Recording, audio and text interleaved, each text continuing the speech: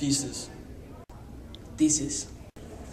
In Dreams from My Father, a mixed-race man shows that it is better to grow from your struggles than to let them bring you down. The book Dreams from My Father, an autobiography written by Barack Obama, expressing the path it took to get to where he is today through death and family problems. An important quote to express this is, "Desperate times called for desperate measures, and for many blacks, times were chronically desperate. If nationalism could create a strong and effective insularity, deliver on its promise of self-respect, then the hurt it might cause well-meaning whites or the inner turmoil it caused people like me would be of little consequence." No one thought Barack Obama would become president of the United States, defying the odds, but many people were proven wrong. Barack Obama is a mixed-race man who is stuck in the middle of the two worlds, the black world and the white world. With the good use of his friendliness, openness, generosity, and the ability to cross cultures comfortably, helped him establish himself as a person. They say he walks in the footsteps of Mahatma Gandhi and Martin Luther King, both huge civil rights activists.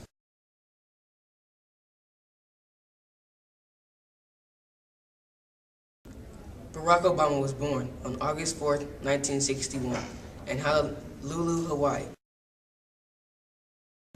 His mother is American and his father was a citizen of Kenya. Having been born of mixed ethnic heritage, he was witnessed many opposing views of racism and discrimination. But that didn't stop him from becoming a successful man. Although he had to overcome countless struggles and hardships, he has definitely made a name for himself throughout the years. An example of a tragic event was the death of his Kenyan father in 1982.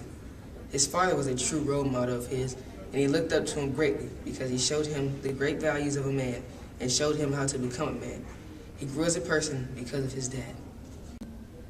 He knew life wouldn't be easy. He moved around a lot because of his father leaving him at age 1.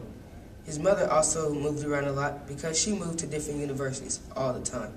She got married to a Kenyan man, attended the University of Hawaii, and they were sadly divorced later on with Widow Berry was a baby.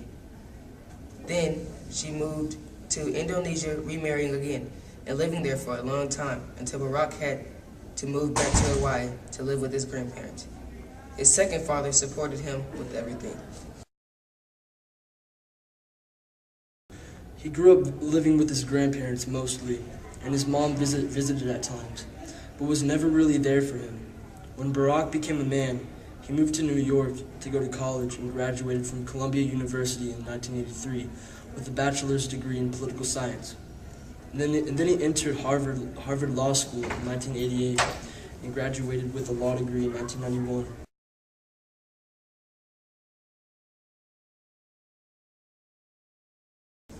But the big support from him through all of this was his father.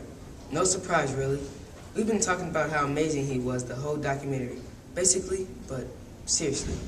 He helped him grow as a man, and if it wasn't for him, Barack Obama would probably be very well self-contained and most likely wouldn't be our president today. Well put, Mikhail. Well, thank you, Cody.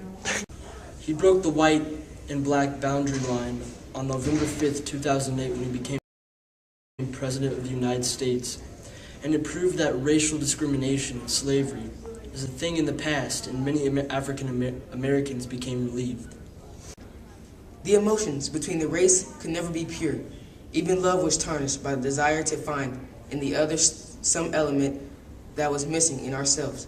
Whether we sought our demons or salvation, the other race would always remain just that, menacing, alien, and apart. This quote symbolized the past, and what's in the past stays in the past. That's right, Mikhail. I'll leave you all with one last quote. What I heard from my mother that day speaking about my father was something that I suspect most Americans will never hear from the lips of those of another race, and so cannot be expected to believe might exist between black and white. The love of someone who knows your life in the round, a love that will survive disappointment. This quote symbolizes that things have changed and love has grown stronger and has broken the black and white worlds. Barack Obama was a significant impact in this event, and me and Mikhail over here thank him for that. Goodbye, friends.